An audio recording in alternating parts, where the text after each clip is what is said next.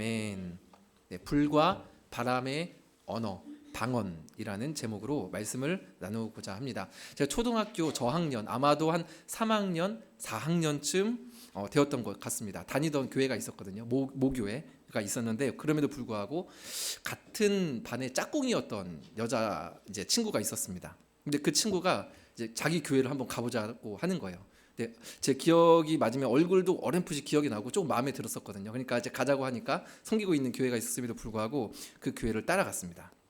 근데 거기 가서 이제 예배를 드리고 이제 기도를 이제 하는데 많은 학생들이 방언을 하는 거예요. 초등학생들이 방언을 하는 겁니다. 이제 이름만 말을 하면은 여러분들도 아실 만한 좀 큰 교회였는데 애들도 막 방언을 하는 겁니다. 저는 신기해서 어린 나이에 뭐 신앙이 뭐 얼마나 있겠습니까? 이렇게 막 신기하면서 저도 그냥 눈 감고 기도하고 있었는데 한 선생님이 얘 방언 못하네 하더니 저한테 오더니 제 등을 냅다 때리는 겁니다.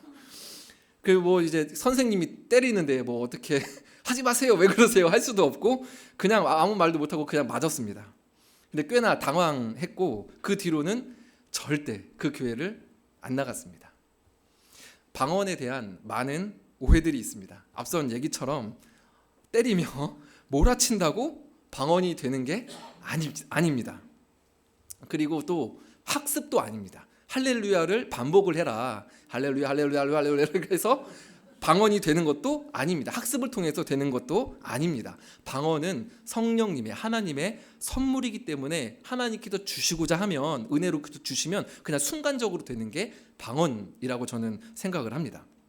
또 사도행전 2장 오늘 우리가 읽은 이 본문에 또 이 방언이 나오잖아요. 그죠? 그리고 고린도전서 14장에 보면 사랑장이라 불리우는데 거기도 보면 은사랑도 이제 같이 말씀이 나와 있어요. 거기도 보면 방언 또 방언을 하는 자들은 예언하기를 또 이렇게 간구해라 이런 이제 사도 바울의 권면이 이제 있습니다. 그러다 보니까 이 방언에 대해서 사도행전과 고린도전서를 근거로 해서 많은 목사님들과 목회자들 그리고 학자들 사이에서 엄청나게 많은 다양한 관점과 의견들이 굉장히 많이 있습니다.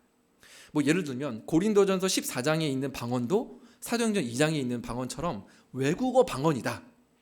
아니다. 그게 말이 되냐? 그거는 아니다. 하늘의 언어, 신비한 언어다. 뭐 이렇게 막 하는 그런 의견들도 있고요. 오늘날은 방언과 같은 은사는 중지됐다. 은사는 중지됐다. 이게 사실은 제가 이제 공부한 총신대학교 측의 사실 보수적인 입장이거든요. 오늘날 은사는 중지됐다.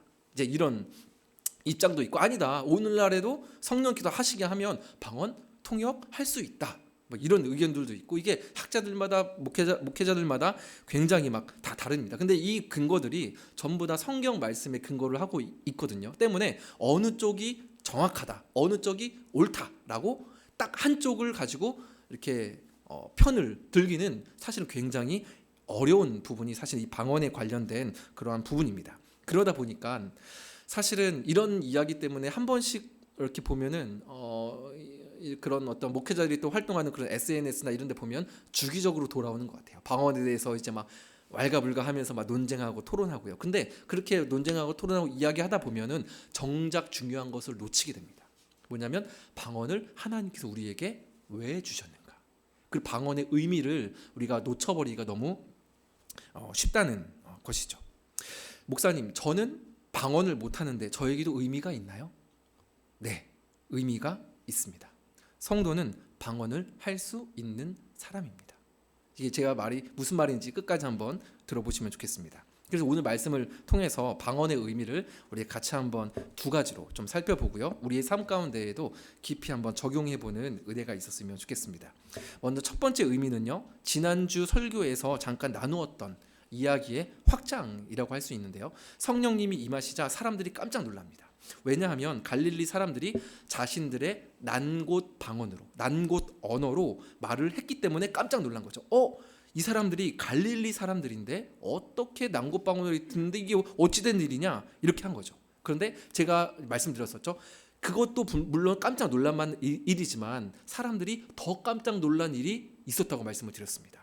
그것이 무엇이죠? 하나님의 큰 일을 듣는 것이 더 깜짝 놀랐던 겁니다. 우리 11절 12절 한번 볼까요? 같이 한번 읽겠습니다. 시작. 그레데인과 아라비아인들이라 우리가 다 다 놀라며 당황하여 서로 이르되 이 어찌된 일이냐 하며, 그죠? 각 언어로 하나님의 큰 일을 말함을 듣는도다 하고, 방언 때문에 자신의 고향 말을 듣는 것 때문에 놀란 것이라고 한다면 13절에 조롱하며 새 술에 취하였다라는 맥락은 별로 이렇게 맞지 않는 것 같다라고 말씀을 드렸었습니다.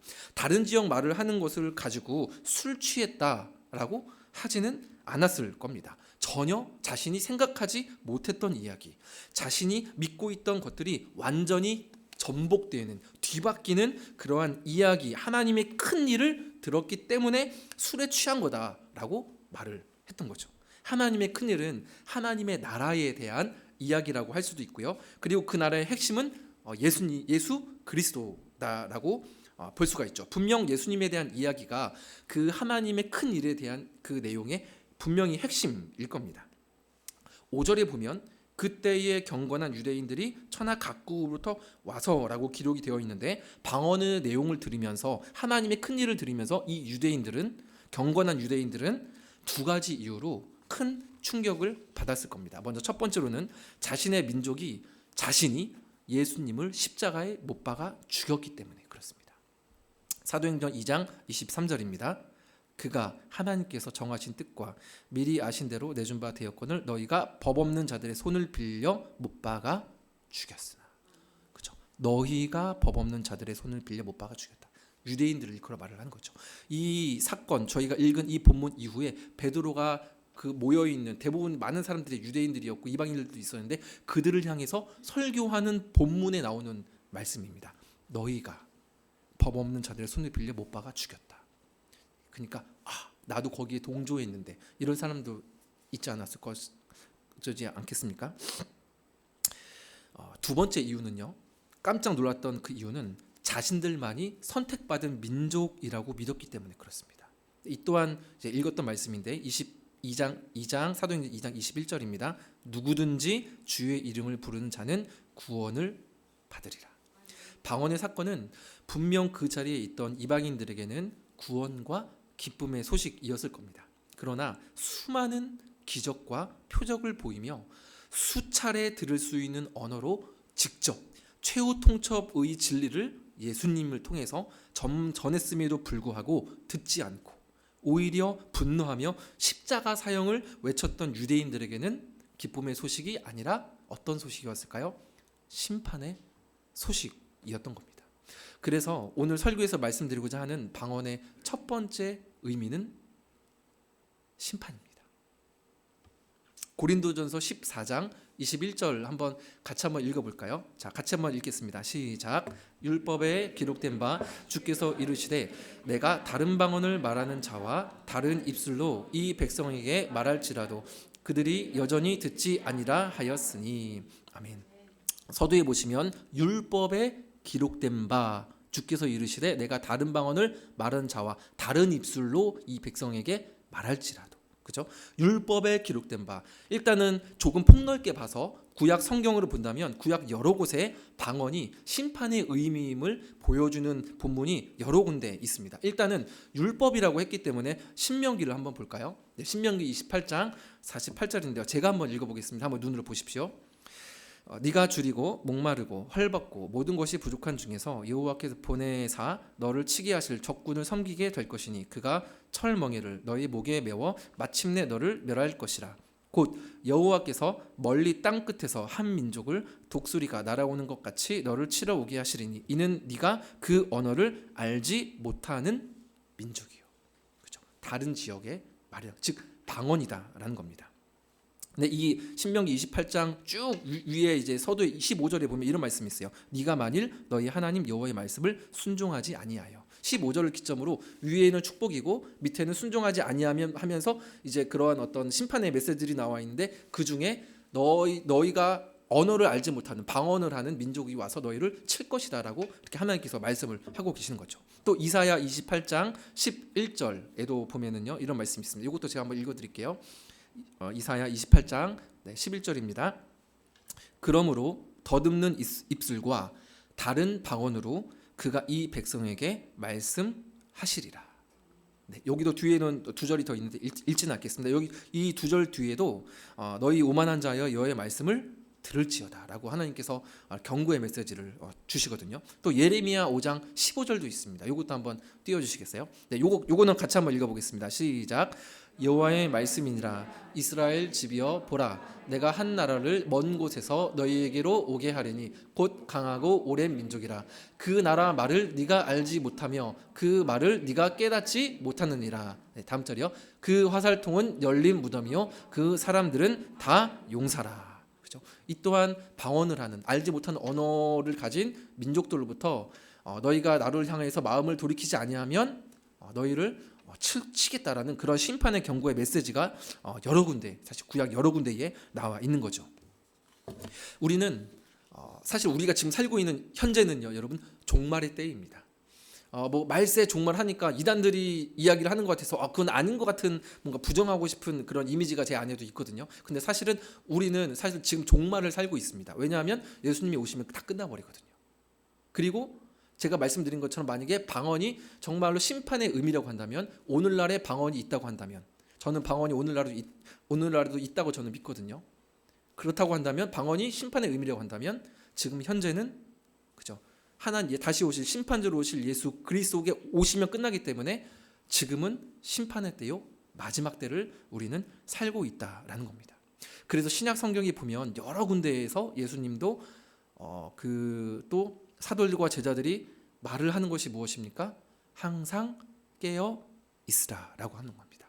문제는 불시에 도적처럼 그때가 온다는 것이죠. 요한계시록에도 보면 내가 속히 오리라라고 하시잖아요. 근데 그 말은 내가 한 이틀 뒤에, 3일 뒤에 내가 금방 올 거야, 이런 의미라기보다는 너희들이 예측하지 못한 때에 불시에 오겠다라는 의미가 사실은 내가 속히 오리라라는 그런 말입니다.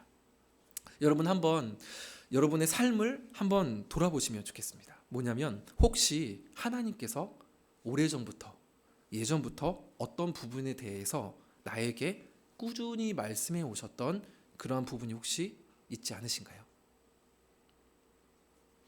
저는 있거든요. 살짝 이렇게 약간 좀 두려움이 가끔 느껴질 정도로 상황을 통해서도 말씀하시고, 근데 말씀을 통해서도 동일한 의미의 말씀을 저에게 오래전부터 주시는 그러한 말씀이 있습니다. 상황들과 어떤 사건들을 통해, 그리고 직접적인 성경 말씀을 통해서 내가 알아들을 수 있는 언어로 들리실 때가 있을 겁니다. 내가 들을 수 있고 이해할 수 있는 언어로 들릴 때에, 바로 그때가 나에게 순종이 필요한 때입니다. 그리고 그때는 오직 오늘입니다. 내일이 아니라 오직 현재입니다. 하나님의 시간은 우리의 시간과 다르거든요. 우리의 과거, 미래 모든 것들은 하나님의 현재일 뿐입니다. 그래서 히브리서 3장 13절에 보면 이런 말씀이 있습니다. 오직 오늘이라 일컫는 동안에 매일 피차 권면하여 너희 중에 누구든지 죄의 유혹으로 완고하게 되지 않도록 하라. 들을 수 있을 때 우리가 사실은 마음을 돌이킬 수 있어야 된다는 것입니다. 성령 강림 당시 유대인들이 심판의 대상이 되었던 이유는 그들의 행위와 공로가 의로움이 되어서 예수님을 예수님으로 보지 못했기 때문입니다. 예수님이 그들에게는 필요가 없었던 거죠. 왜냐하면 자신의 행위와 공로로 하나님께 이미 내가 인정받았다, 다다랐다라고 생각을 했기 때문에 예수님을 거부했던 거죠. 필요가 없었던 겁니다, 유대인들은. 근데 이 부분이 로마서 9장에 보면 정확하게 나와 있는데요. 같이 한번 읽어볼까요? 시작. 의의 법을 따라간 이스라엘은 율법에 이르지 못하였으니 어찌 그러하냐? 이는 그들이 믿음을 의지하지 않고 행위를 의지함이라. 부딪힐 돌에 부딪혔느니라. 아멘. 행위를 의지함이라. 다른 번역에 보면 공로를 의지했다, 성취를 의지했다, 이렇게 번역을 하거든요. 하나님을 가장 잘 안다, 누구보다도 열심히 섬긴다라 했던 유대인들이 도리어 하나님을 모르게 되었고, 하나님을 가장 잘 몰랐던 사람들이 하나님을 알게 되었습니다. 도덕적이고 종교적인 사람들이 오히려 복음을 받아들이기 어려워합니다. 그죠? 정말 한평생 수십 년 정직하게 성실하게 살아오신 어르신들 있잖아요. 근데 가서 예수님 믿으세요, 우리는 죄인입니다 하면은 그냥 말하는 순간 튕겨져 나오는, 그죠? 왜냐하면 그분들이 그렇게 정직하게 성실하게 그래 살아오셨기 때문에 자신이 말은 안 하지만 은근히 괜찮다, 나는 괜찮은 사람이다라는 생각을 하고 있기 때문에 그렇습니다. 다른 사람들보다 정직하고 성실하고 봉사도 하고 남에게 피해 안 주고 살아왔는데 내가 왜 죄인이냐라는 것이죠. 그래서 착하게 살아오신 분들, 정말 성실하게 정직하게 살아오신 분들에게 이렇게 복음을 전하기가 다가가기 전에도 사실은 그런 부담감이 느껴지는 것이 사실입니다. 근데 여러분 한번 생각해 봅시다. 교회 안에는 이런 생각들이 없을까요? 우리 공동체 안에는 많습니다. 교회 안에 많습니다. 내가 하나님 앞에 설 수 없는 존재라는 것을 안다면 그렇게 핏대 높여 자신의 주장을 내세울 수가 없습니다. 상황과 내용에 따라 다르겠지만 모든 상황을 다 그렇다라고 말씀드린 건 아니지만 이는 교만일 확률이 굉장히 높습니다. 내가 교만한가 점검을 하시려면 딱 한 가지를 보시면 됩니다. 타인을 대하는 나의 태도를 돌아보시면 정확합니다. 사역자가 성도분을 대하는 태도, 성도분이 교역자를 대하는 태도, 성도가 성도를 대하는 태도를 보면 정확합니다. 저도 다르지 않습니다. 과거에 제가 속으로 크게 분노했습니다. 역대급으로 분노를 했습니다. 그건 잘못됐고 이게 맞아, 이게 선이야 하는 순간 저는 악이 되었습니다. 역대급 내면의 분노였는데 덕분에 정말 크게 깨졌습니다. 내가 교만했구나.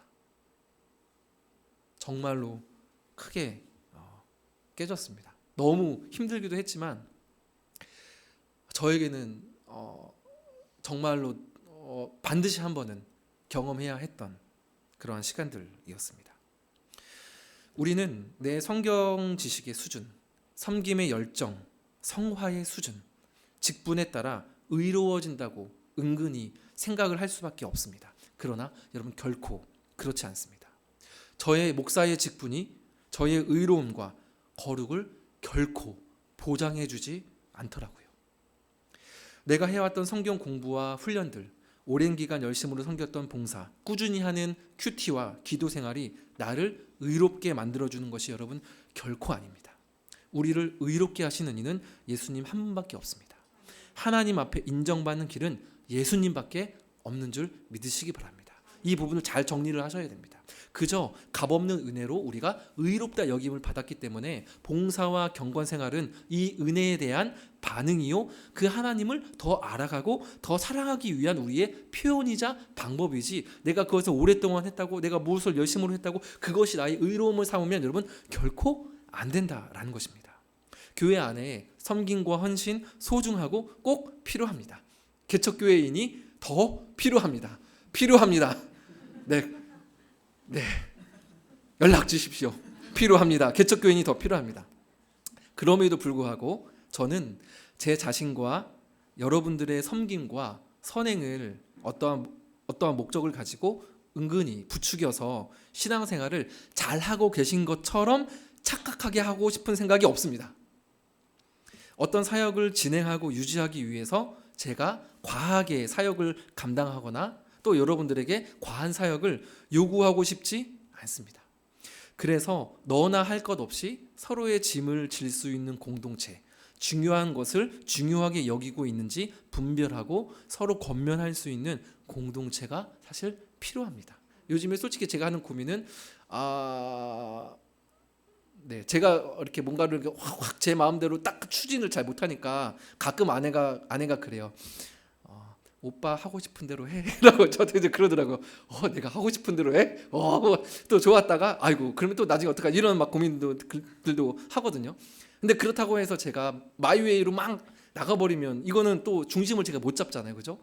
그럼 목사님 이거는 좀 과한 것 같습니다라든지 아니면 조금 때가 조금 이른 것 같습니다. 아니면 좀 빨리 해야 될 것 같습니다라는 성도분들의 말을 제가 또 들을 수 있어야 되지 않습니까? 때문에 어떠한 공동체가 또 우리에게 필요한 것이죠. 자, 어쨌든 첫 번째 방언의 의미는 심판입니다. 경고의 메시지.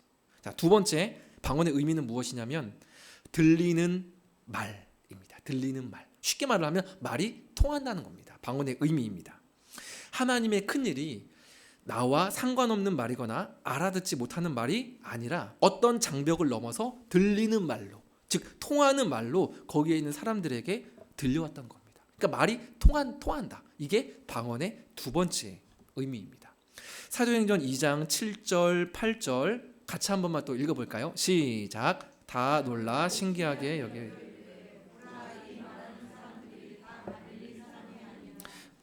우리 각 사람이 난 곳 방언으로 듣게 되는 것이 어찌 됨이냐. 아멘. 다 갈릴리 사람이 아니냐. 난 곳 방언으로 듣게 된 것이 어찌 됨이냐. 난 곳 방언으로, 그죠? 광대하신 성령님이라고 제가 설교 때 말씀을 드렸었습니다, 그죠? 광대하신 성령님의 역사는 예루살렘에 있는 지식층들이 아니라 시골 촌구석이라 부르는 갈릴리에 있는 이들로부터 시작이 되었습니다. 갈릴리는 예로부터 멸시를 당했던 지역이었습니다. 이사야 9장 1절에 보면 이런 말씀이 있습니다. 옛적에는 여호와께서 스불론 땅과 납달리 땅이 멸시를 당하게 하셨더니 후에는 해변길과 요단 저쪽 이방의 갈릴리를 영화롭게 하셨느니라. 본문에 나오는 스불론 땅과 납달리 땅은 갈릴리 지역을 말을 합니다. 근데 이 갈릴리 지역이 변방이었습니다. 예루살렘은 밑에 있고 갈릴리 지역은 위쪽이거든요.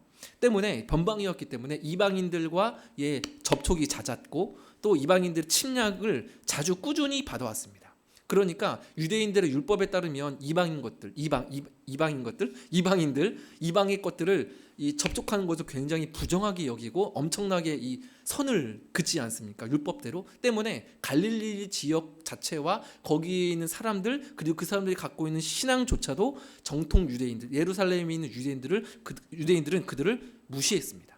그리고 그것이 지금도 여전히 예루살렘에 있는 정통 유대인들 있거든요. 예루살렘에 가면 검은색 옷 입고 검정 색깔 모자 쓰고 수염 기르고 그 통곡의 벽을 왔다 갔다 하는 사람들이 있습니다. 근데 그런 사람들이 대부분 정통 유대인들이거든요. 근데 이스라엘도 많이 좀 변했어요. 정통 유대인들은 점점 소수가 되어가고 뭐라고 해야 될까? 날라리 유대인들이라고 해야 될까? 그냥 되는 대로 살아가는 그런 유대인들이 점점 많아지고 있는 그러한 추세입니다. 근데 그 소수에 있는 정통 유대인들은 지금도 선을 그어요. 가서 포토 사진 한 장만 좀 찍어도 돼요? 그러면 치 하고 그냥 그렇게 하고 무시를 하고 지나갑니다. 그래서 저는 예전에도 한번 설교 때 말씀드렸었는데 실제로 저도 이스라엘 갔을 때에 아이들이 던지는 돌도 맞았었습니다. 뒤에. 그러니까 지금도 무시하고 지금도 그렇게 선을 그는 거죠. 근데 갈릴리에 있는 사람들의 신앙도 무시한 겁니다. 우리는 다윗의 혈통이 정통이고 성전이 예루살렘에 있으니까 우리가 정통이야. 너희들은 이방이랑 가깝잖아. 그들을 굉장히 무시했다라는 거죠. 그런데 이런 갈릴리 사람들이 하나님의 큰 일을 말을 했잖아요. 그죠? 난곳 방언으로 타지역 말로 그 큰 일을 말을 했다는 것은 무엇입니까? 지역의 장벽, 차별의 장벽들, 선입견의 장벽을 뛰어넘었다는 것을, 즉 통하는 말로 말을 했다라는 것을 보여줍니다. 하나님은 사회적으로 능력 있는 한 사람이 헌신하기를 기다리시는 분이 아니라 주님의 뜻에 집중하며 때를 기다리는 이가 있다고 한다면 그가 어떠한 학력을 가졌든 어떠한 배경을 가졌든 어떠한 피부색의 사람이든 그것과 상관없이 그를 통하여서 당신의 일을 이루어 가십니다. 그래서 바람의 언어입니다. 오늘 제목이 무엇이죠? 불과 바람의 언어, 방언입니다. 불은 심판을 의미한다고 지난주에 말씀을 드렸었죠. 그래서 불의 언어이고, 그래서 지금 제가 말씀드렸던 것처럼 어떠한 사람, 어떠한 장벽들을 뛰어넘어서 성령께서 역사하시고 통하는 말이기 때문에 방언의 두 번째 의미는 들리는 말, 통하는 말. 그래서 바람의 언어다라고 설교 제목을 지었습니다.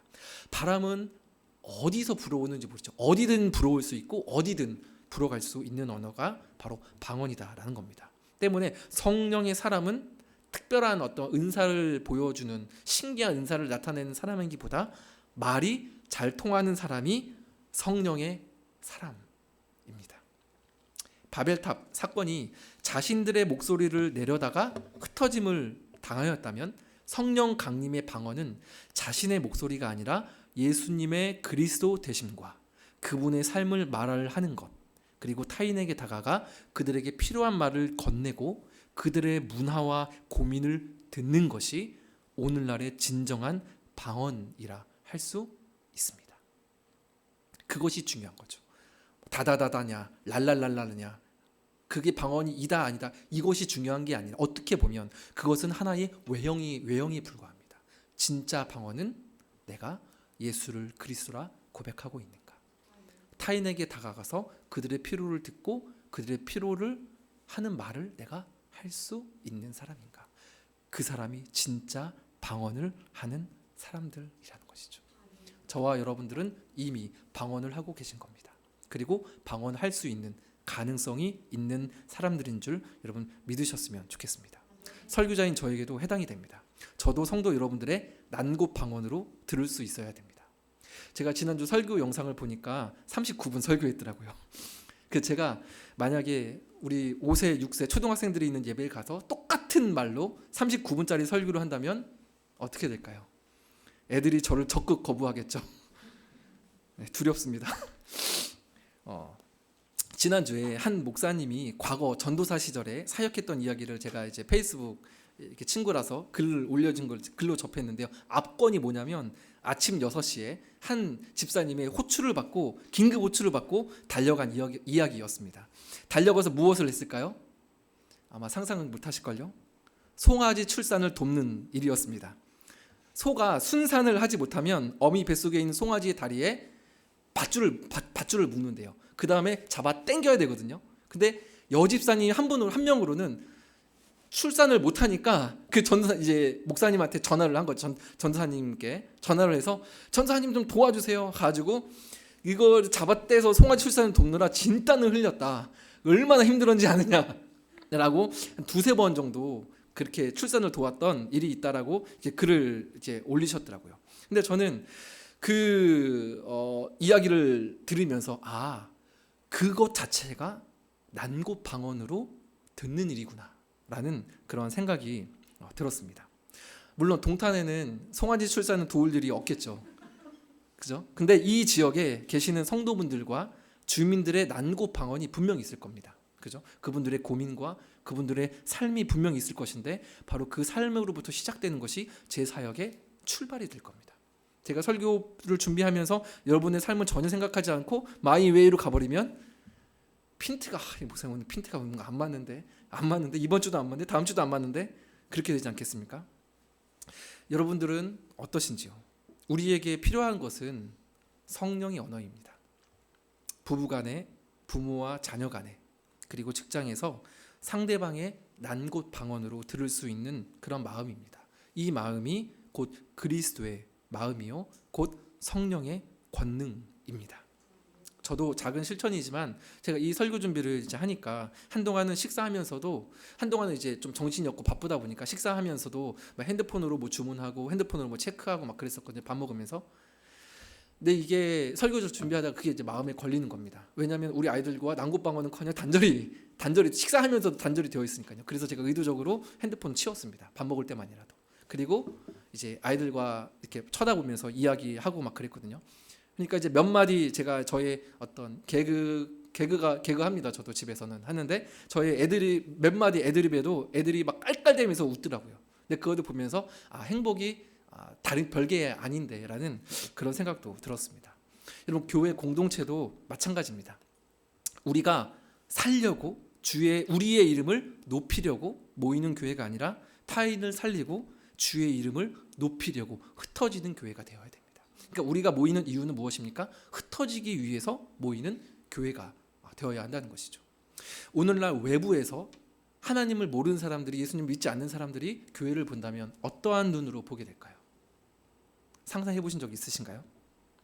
여러 통계 자료에 따르면 용서하고 들어주십시오. 거북하실 수 있습니다. 무엇이냐면 불통, 무관심입니다. 세상 사람들은 우리를 정확하게 봅니다. 외부에서 보는 것이 여러분 정확해요. 불통입니다. 한국 교회는 저를 포함하여서 불통이고 무관심입니다. 세상 사람들은 아파하고 어떠한 사건들에 대해서 목소리를 냅니다. 자신의 식음을 전폐하고 자신의 직장을 내려놓고 목소리를 내는데 정작 교회는 침묵하는 일들이 적지 않습니다. 그것이 오늘날의 현실입니다. 저는 그것이 너무 성경적으로 옳지 않다라고 오랜 시간 생각을 해왔습니다. 그렇다고 해서 뭐 이렇게 머리에 띠를 두르고 가서 이렇게 하자고 하는 것은 아닙니다. 저들만의 방법이 분명히 있을 겁니다. 적어도 목소리는 낼 수 있어야 된다라고 생각을 합니다. 오늘도 많은 교회에 많은 성도들이 모여 뜨겁게 예배하고 찬양하지만 솔직하게 세상 사람들은 거기에 1도 관심이 없습니다. 저도 아직 계속 고민하는 과정이고요. 우리 교회는 아직 탯줄도 자르지 않은 그런 갓 태어난 교회이지만 저의 진지한 고민이었기 때문에 잠깐이라도 성도분들과 좀 나누고 싶었습니다. 어쨌든 성령의 사람, 성령의 공동체는 말이 잘 통하는 사람이요, 잘 통하는 공동체입니다. 이를 위해 성령의 언어가 우리에게 필요한데 구체적인 적용 하나 드리고 오늘 말씀을 좀 정리하고자 합니다. 저기 뒤에 보시면 현수막이 걸려 있습니다. 잘 아마 안 보이실 수 있겠는데 저기 보면 주봄 생활 원리라고 해서 직접, 솔직하게, 그러나 사랑 안에서라고 이제 작은 현수막을 걸어놨습니다. 이것이 가장 제가 중요하게 생각하는, 이렇게 좀 중요하게 여기고 애를 썼으면 좋겠다라고 하는 그런 생활 원리입니다. 직접, 솔직하게, 그러나 사랑 안에서. 쉽지 않을 겁니다. 시행착오도 분명히 있을 겁니다. 오해도 있을 겁니다. 그러나 이것이 어느 정도 우리의 문화가 되고 받아들여지고 적용이 된다면 굉장히 큰 시너지를 가져다 줄 겁니다. 직접, 돌려서 말할 필요 없이 말하고자 하는 바를 직접 말을 하자는 겁니다. 그리고 말할 게 있으면 뒤에서 그 사람 뒤에서 그 사람이 없는 곳에서 뒤에서 이야기하지 말고 말할 게 있으면 그 사람에게 직접 말을 하자는 겁니다. 그래서 저희 교회 안에는 의도를 가지고 말하기, 의도를 넘겨 짚어보기가 없었으면 좋겠습니다. 이게 여러분 성경적입니다. 제가 어떤 설교를 준비를 하다가 이 부분이 그렇구나 하고 깨달았었는데 잘 생각이 안 나서 말씀을 못 드리는데, 의도를 가지고 말을 하기, 의도를 넘겨 짚어보기는 성경적이지 않습니다. 그러니까 의도를, 제가 좀 말이 꼬이는데 이해가 되시죠? 의도를 가지고 말을 하는 것, 이거 성경적이지 않다는 겁니다. 의도를 가지고 의도를 넘겨 짚어보기, 이게 성경적이지 않다는 겁니다. 목사님이 오늘 어떤 말씀을 지나가면서 나에게 하셨는데 분명 무슨 의도가 있을 거야. 많이 경험하셨죠? 저도 있습니다. 집사님이 그런 행동을 하셨는데 이게 무슨 의도가 있을 거야. 제가 지금까지 사역하면서 목사님 이런 의도셨죠 그때? 여러 번 들었습니다. 그때마다 말씀을 드립니다. 아무 의도 없었는데요. 저는 진짜 아무 의도가 없었거든요. 그러니까 교회 안에 적잖은 오해들이 의도를 파악하다가 비롯이 되어버립니다. 의도를 파악하다가 에너지를 소비합니다. 근데 그렇게 하지 않고 서로를 그대로 이해하고 주고받을 수 있도록 직접 말하는 습관을 우리가 연습할 수 있었으면 좋겠습니다. 두 번째죠. 솔직하게. 거짓이 아닌 정직을 말을 하는 그런 은혜가 저와 여러분들의 있기를 축복합니다. 정직하면 더 이상 뒤로 물러설 곳이 없어요. 그러면 어떻게 되죠? 당당하게 됩니다. 예수님께서 그러셨죠. 네가 하나님의 아들이냐? 네가 그러라 말했도다. 그래서 죽죠. 그럼 죽으라는 소리는 아닙니다. 우리도 잘 죽어야 되는 사람입니다. 그죠? 정직을 말해서 잘 죽어야 되는 사람입니다. 그리고 정직을 말할 뿐만 아니라 나를 솔직하게 드러내고 솔직하게 드러내는 누군가를 받아줄 수 있는 교회가 되었으면 좋겠습니다. 이 부분에서 고민을 많이 했습니다. 성도 여러분들이 성도분들 교회 생활이 어떤 부분 때문에 힘들까? 어떤 부분 때문에 기뻐할까?를 고민을 해봤거든요. 여러 이유가 있겠지만 제가 찝어낸 한 가지는 나를 그대로 드러내지 못했기 때문에, 두꺼운 가면을 썼기에 힘들었던 것이고, 기뻤을 때는 내 자신과 내 이야기가 누군가에게 받아들여졌을 때, 인정받았을 때에 기뻤던 것 같습니다. 우리도 그렇죠. 우리도 하나님께 내가 받아들여졌구나, 아무런 공로 없이 아무런 나의 열심이나 어떤 깨끗함이나 그런 거 없이 내가 하나님께 그저 받아들여졌구나라는 확신과 믿음이 있을 때 기쁨과 평안이 임하지 않습니까? 물론 완전히 가면을 벗을 수는 없습니다. 우리는 사실은 차에 딱 내려서 문을 열고 들어오는 순간 가면을 다 쓰고 들어옵니다. 아닌가요? 가면의 두께가 조금씩 다를 뿐이지 우리는 다 가면을 쓰고 있습니다. 저도 가면을 쓰고 있습니다. 다 우리는 가면을 쓰고 있죠. 근데 가능한 한 그 가면이 얇았으면 좋겠고 가능하면 투명한 가면이었으면 좋겠다라는 것이 참 그러한 어떤 제 소망입니다. 사도 바울은 자신이 약할 그때가 곧 나의 힘이고 나의 자랑이다라고 고백을 했습니다.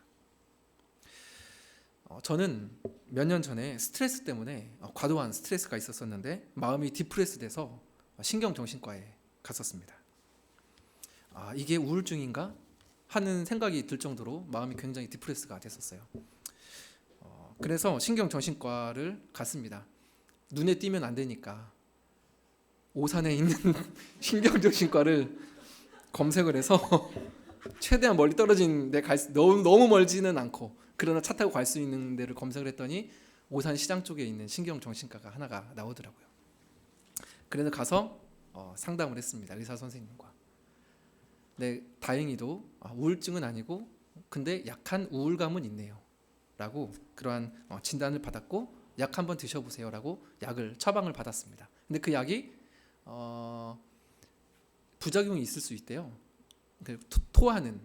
그래서 이제 먹었는데 진짜로 토하더라고요. 이렇게 그래가지고 화장실 가서 토해내고 갖고 있던 약은 다 버렸습니다.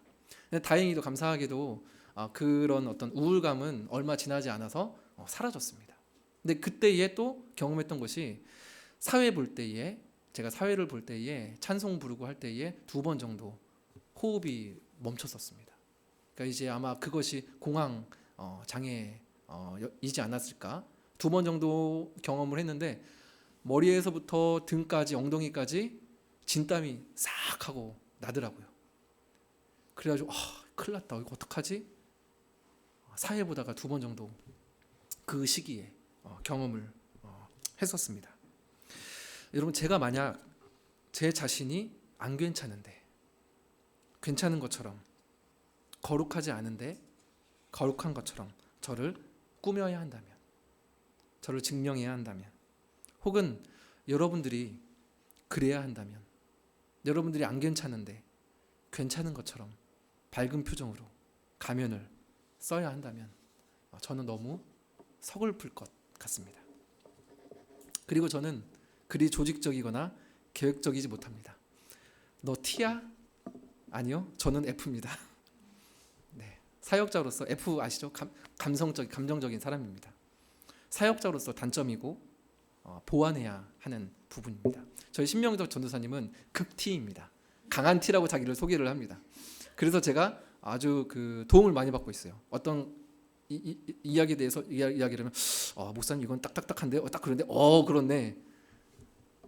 저랑 이 생각하는 회로 자체가 다릅니다. 때문에 저도 여러분들에게 기대를 많이 안 하겠습니다. 이런 저에게 기대해야 할 마음 별로 안 드시죠?